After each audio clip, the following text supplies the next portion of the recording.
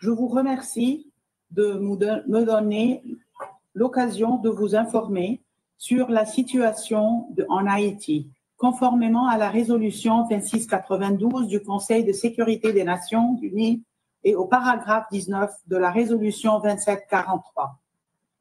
Aujourd'hui, je vous présente les conclusions du 8e rapport de l'ONUDC à ce Conseil, couvrant les développements survenus entre mars et juin 2025. Ce rapport montre que le contexte sécuritaire et criminel en Haïti devient de plus en plus complexe, ce qui était déjà une situation grave et en train de dégénérer davantage. Les gangs armés étendent leurs emprises, adaptent leurs tactiques et démantèlent ceux qui restent de l'état de droit,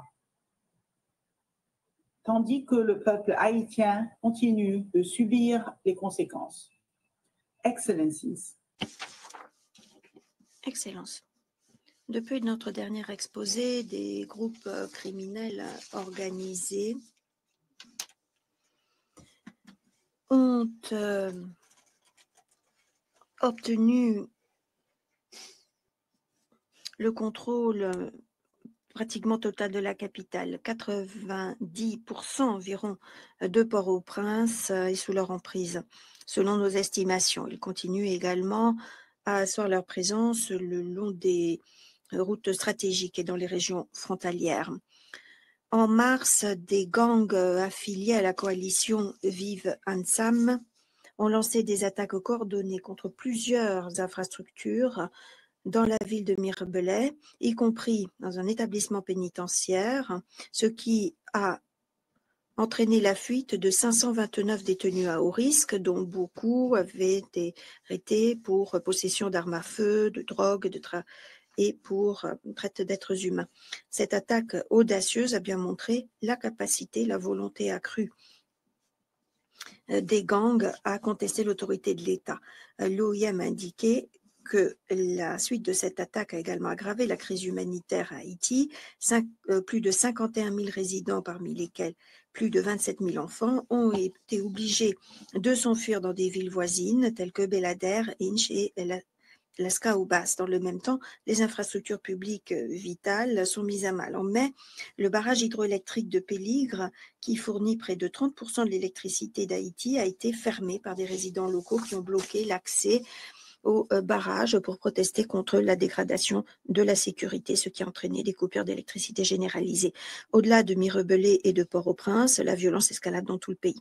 Dans le sud d'Haïti, qui jusqu'à présent était isolé de la violence, nous avons une augmentation notable des incidents liés aux gangs. Dans l'Est, les groupes criminels exploitent les routes, y compris les passages clés comme Belader et Malpasse, où des attaques contre la police et des douaniers ont été signalées. Mesdames et messieurs, membres du Conseil, alors que l'emprise des gangs s'étend, les capacités de l'État à gouverner s'amenuisent rapidement. Les conséquences socio-économiques et sécuritaires sont notables. Dans le vide laissé par l'absence ou par la limitation des services publics, les groupes criminels deviennent de plus en plus présents. Ils mettent en place des structures de gouvernance parallèles et fournissent des services publics rudimentaires. L'érosion de la légitimité de l'État a des effets dominos. Les gangs ont désormais l'emprise sur les principaux axes routiers et donc le commerce légal est ainsi paralysé. La circulation de conteneurs, par exemple, au terminal de Port-au-Prince a chuté considérablement, étouffant ainsi les chaînes d'approvisionnement et paralysant l'économie. Le prix des denrées de base est monté en flèche. En conséquence, par exemple, le prix du riz, qui est la denrée de base à Haïti, a augmenté de plus de 30% depuis 2022. Et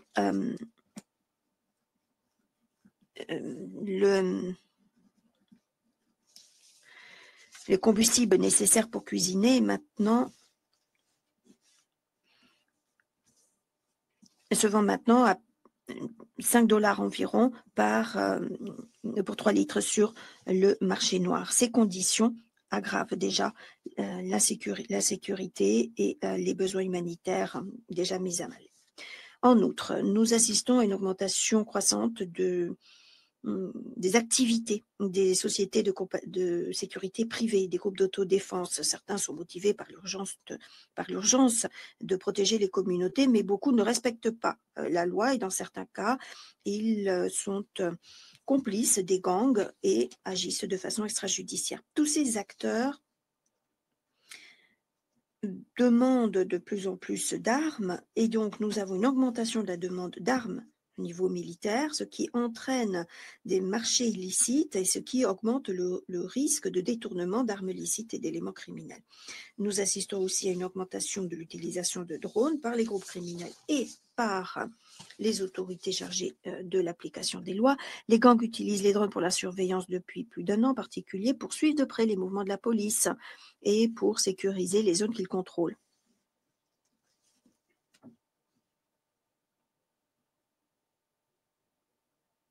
L'utilisation de la technologie des drones dans les zones civiles peuplées entraîne des préoccupations croissantes quant à l'absence de cadre juridique et opérationnel et de garantie. Dans le même temps, la détérioration générale de l'économie et de la sécurité à Port-au-Prince continue d'attiser une augmentation des violations des droits humains. Les rapports font de plus en plus état d'exploitation sexuelle contre les femmes et les filles, notamment pour les femmes et les filles qui risquent d'être déportés ou se trouvent dans des zones contrôlées par les gangs.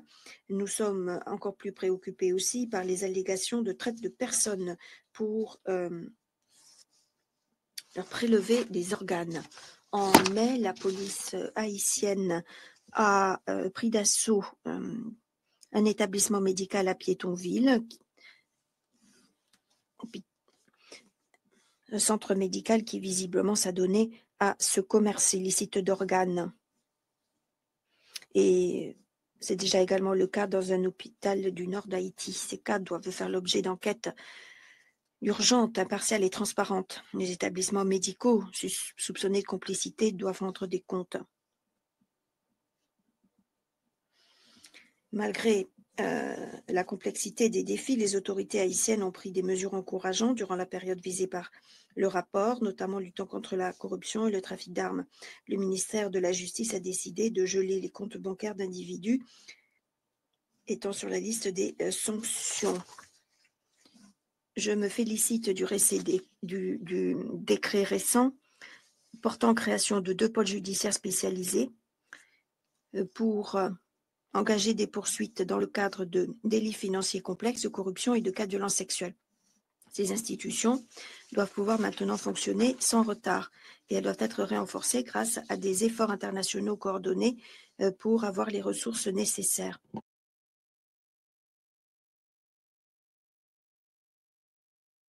Des enquêtes récentes de l'unité anticorruption donnent également des résultats mettant à jour les sévices systématiques et les abus systématiques dans les différentes institutions publiques, y compris la fraude contractuelle, les détournements de fonds, les délivrances, les passeports illicites, etc. La situation reste désespérée, mais certaines mesures sont nécessaires et prometteuses.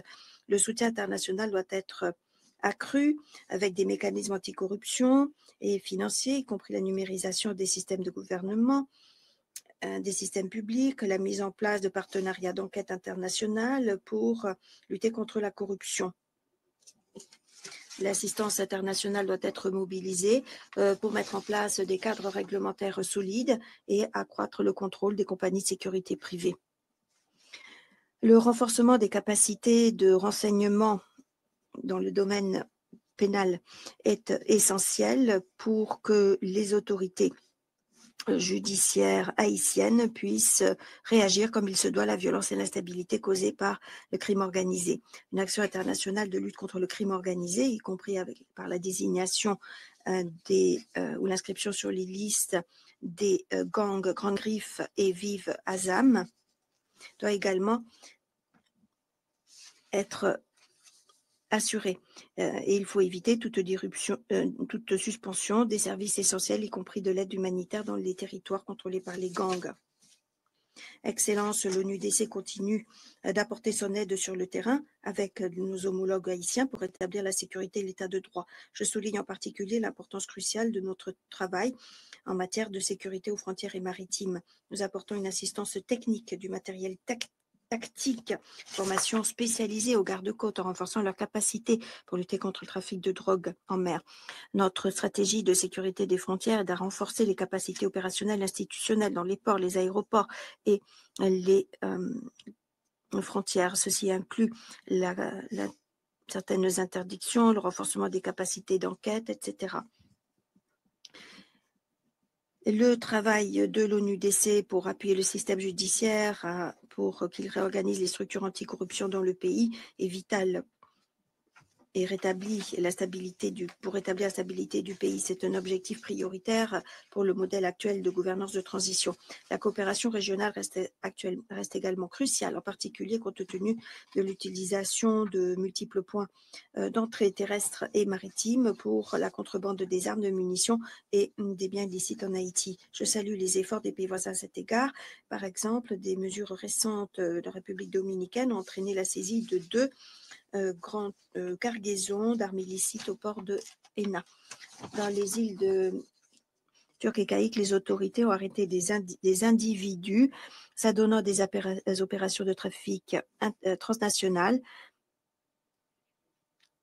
Ces opérations soulignent l'importance de l'action régionale pour lutter contre la criminalité organisée et pour désorganiser les flux logistiques et financiers qui attisent la violence en Haïti. De la représentante spéciale du secrétaire général Maria Isabel Salvador. Je souhaite exprimer ma sincère reconnaissance pour sa direction exemplaire et son engagement au service du peuple haïtien et des Nations Unies. L'ONUDC s'engage à continuer à travailler avec le BINU, les institutions haïtiennes et nos partenaires internationaux pour restaurer la stabilité, renforcer les systèmes de justice pénale et faire respecter l'état de droit en Haïti. Je vous remercie de votre attention.